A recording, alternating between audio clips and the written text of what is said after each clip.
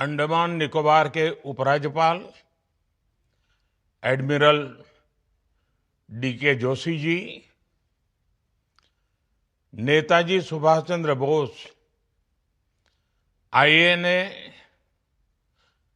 Trust के अध्यक्ष brigadier RS Chhikara जी, भारतीय स्वतंत्रता आंदोलन के सहभागी और आईएनए के शाश्वत पुरुष लेफ्टिनेंट आर माधवन जी, 23 जनवरी की ये गौरवशाली तारीख नेताजी सुभाष चंद्र बोस की जन्मजयंती, नेताजी का पराक्रम, उनका शौर्य, आज की ये तारीख हमें प्रेरणा भी देती है, हमें नेताजी के प्रति श्रद्धा भाव से भी भरती है। साथियों, बीते वर्षों में पराक्रम दिवस देश की राष्ट्रीय भावना का, नेशनल स्पिरिट का एक अभिन्न पर्व बन गया है।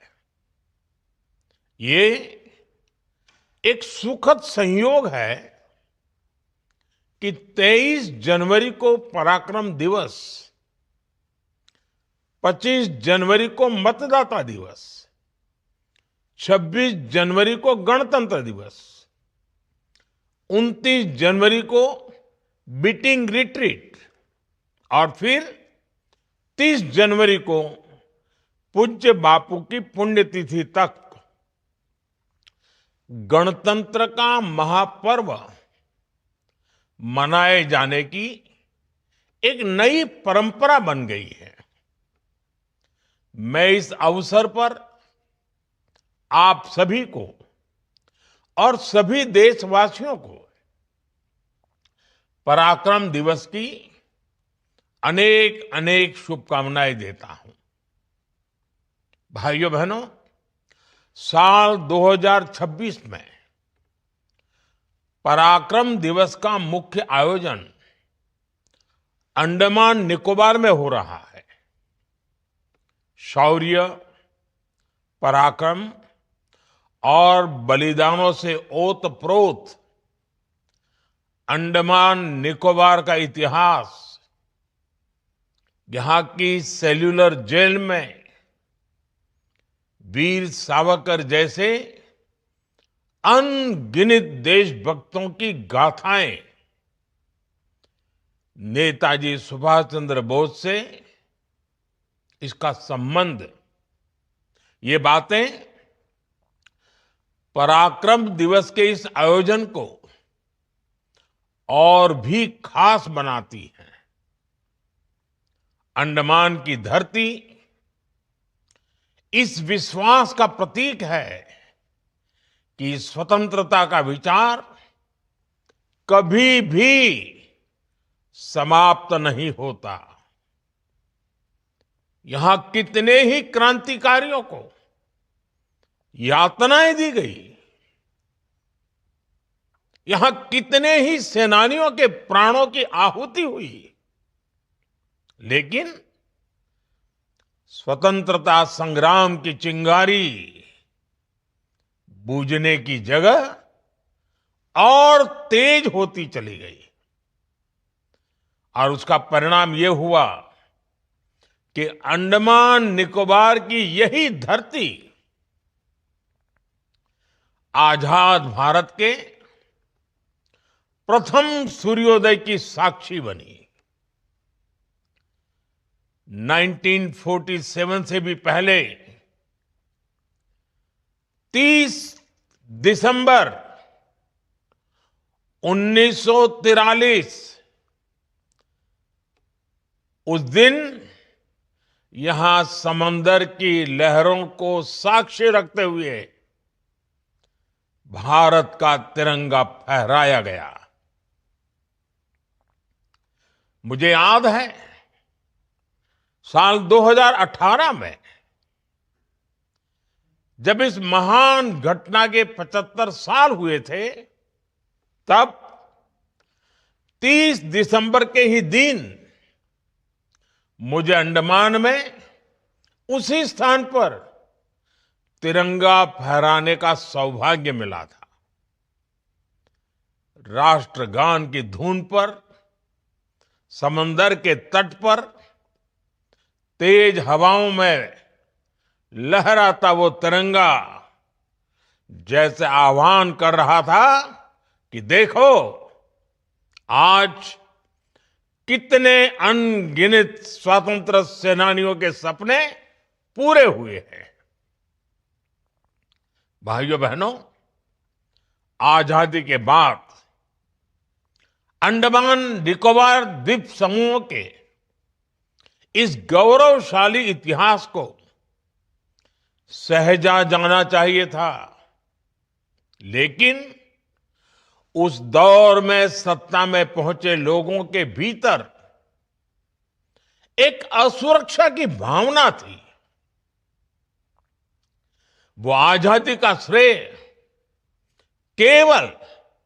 केवल एक परिवार तक सीमित रखना चाहते थे। इस राजनीतिक स्वार्थ में देश के इतिहास की उपेक्षा कर दी गई। अंडमान निकोबार को भी गुलामी की पहचान से जुड़ा रहने दिया गया।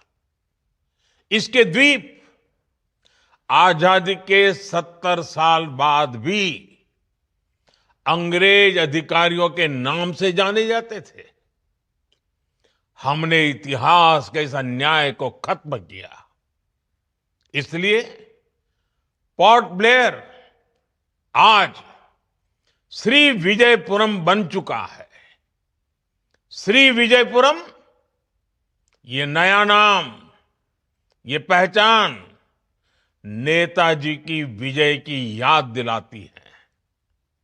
इसी तरह दूसरे अन्य द्वीपों के नाम भी स्वराज द्वीप, शहीद द्वीप और सुभाष द्वीप रखे गए। साल 2023 में अंडमान के 21 द्वीपों के नाम भी भारतीय सेना के जांबाज वीर पुरुष 21 परमवीर चक्र विजेताओं के नाम पर रखे गए। आज अंडमान निकोबार के गुलामी के नाम मिट रहे हैं। आजाद भारत के नए नाम अपनी पहचान बना रहे हैं। साथियों, नेताजी सुभाष चंद्र बोस आजादी की लड़ाई के महानायक के साथ ही स्वतंत्र भारत के महान स्वप्न दृष्टा थे। उन्होंने एक ऐसे भारत की संकल्पना की थी जिसका स्वरूप आधुनिक हो और उसकी आत्मा भारत की पुरातन चेतना से जुड़ी हो। नेताजी के इस विजन से आज की पीढ़ी को परिचित कराना हम सभी का दायित्व है। और मुझे खुशी है कि हमारी सरकार इस दायित्व को बखूबी निभा रही है। हमने दिल्ली के लाल किले में नेताजी सुभाष को समर्पित म्यूजियम का निर्माण किया है। इंडिया गेट के समीप नेताजी की विशाल प्रतिमा लगाई गई है। गणतंत्र दिवस की परेड में हिंद फौज के योगदान को भी देश ने याद किया है। हमने सुभाष चंद्र बोस आपदा प्रबंधन पुरस्कार भी शुरू किए हैं। ये विभिन्न कार्य केवल नेताजी सुभाष चंद्र बोस का सम्मान ही नहीं है, ये हमारी युवा पीढ़ी के लिए और भविष्य के भी अमर प्रेरणा के स्रोत है। अपने आदर्शों का ये सम्मान, उनसे प्रेरणा, यही विकसित भारत के हमारे संकल्प को ऊर्जा और आत्मविश्वास से भर रहा है।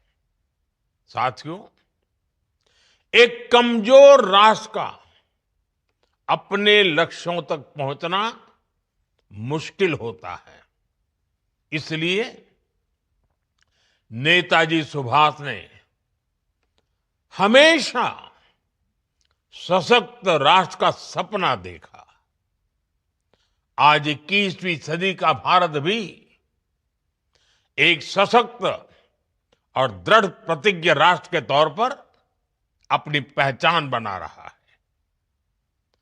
अभी अभी आपने देखा है, ऑपरेशन सिंदूर भारत को जख्म देने वालों के घर में घुसकर हमने उन्हें तबाह कर दिया। भारत आज शक्ति बढ़ाना भी जानता है, शक्ति संभालना भी जानता है और उसका इस्तेमाल करना भी जानता है।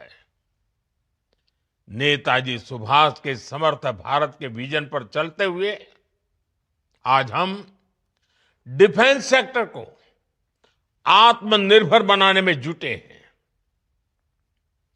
पहले भारत सिर्फ विदेशों से हथियार मंगाने पर आश्रित रहता था।